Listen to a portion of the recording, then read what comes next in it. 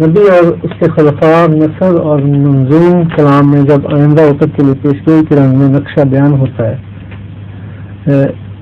اور جو بعد میں پورا بھی ہو جاتا ہے، کیا یہ مضمون القاء ہوتا ہے یا یہ نبی یا اس کے یہ تو مختلف امکانات ہیں. حضرت ابوبکر مسیح موعود علیہ السلام نے جو بھی منظوم کلام میں پیشگوئیاں فرمائیں، ہم پر ثابت ہے یہ بات کہ آپ نے الہام پر مبنی کلام کیا ہے. الفاظ جو اشعار کے ہیں بعض جگہ الہامی ہیں، مگر اکثر صورتوں میں وہ الہام تذکرے میں ملتے ہیں آئندہ زمانے کی پیشگوئیوں کے. ان کو آپ نے اپنے الفاظ میں شعری کلام میں دنیا کو سمجھانے کے لیے پیش فرمایا.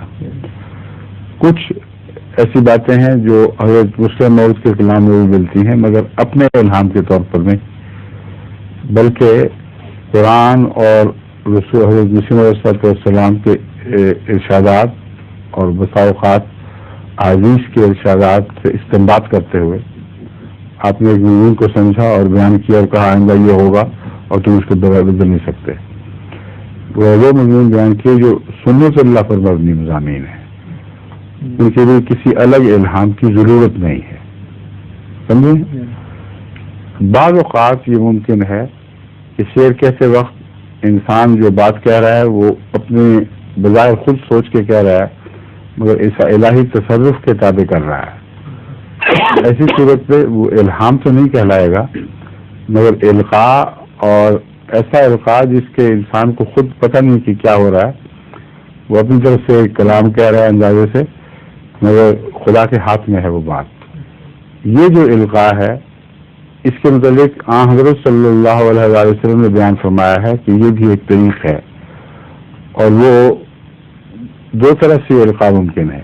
ایک وہ ہے کہ خدا تعالیٰ اس وقت کلام کو اپنے ہاتھ میں لے لے اور انسان سے وہ بات کہلوائے جو اس کو خبر بھی نہیں کہ کیا ہونی ہے اور کس طرح ہونی ہے، اور بات کا زمانہ ثابت کر دے کہ ٹھیک ہو گئی.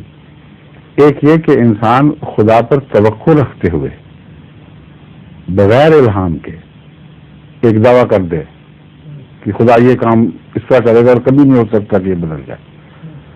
اس دوسرے حصے کا ذکر کرتے ہوئے حضرت صلی اللہ علیہ وسلم فرماتے ہیں عصا رب اشر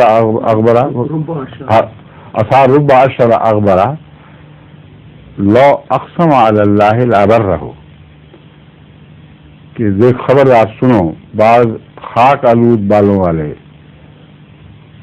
پھٹے پڑے کپڑوں والے، پریشان حال بالوں والے اور گرد آلود کپڑوں والے ایسے بھی ہوتے ہیں کہ جب وہ خدا پر وہ قسم کھا جاتے ہیں کہ خدا یہ ضرور کرے گا، لابرہ، اللہ ضرور اس قسم کو پورا کر دیتا ہے. بس الہام تو نہیں ہے، مگر ایک پیار اور محبت کے چوچلے ہیں. اللہ کہتا ہے میرا بندہ ہمیشہ مجھ سے باتیں سن کر کرتا ہے اپنی مرضی. آج اس نے مجھ پر حسن ظن کیا ہے، حسن ظن تو ہمیشہ رکھتا ہے، مطلب ہے عام دستور سے بڑھ کر توقع کی ہے تو میں اس توقع کو پورا کر دوں گا. اس کے لیے نہ نبی ہونا ضروری ہے، نہ خلیفہ ہونا ضروری ہے، نہ صاحب منصب ہونا ضروری ہے، نہ دنیا کی عزتوں والا ہونا ضروری ہے. تو میں عصا اشس اغبرا، عصا ربا شاہ ربا عصا ربا اشس اغبرا، خبردار سنو کبھی کتنے ہی ہیں ایسے جن کے بال بکھرے ہوئے پر گندہ حال اور کپڑوں پہ خاک پڑی ہوئی ہے. لو اقسم علی اللہ لا برہ، خدا پر اگر وہ قسم کھائیں تو خدا ضرور اسے پوری کر رہے. یہ سارے امکانات ہیں. ٹھیک ہے. ظہور مہدی آخر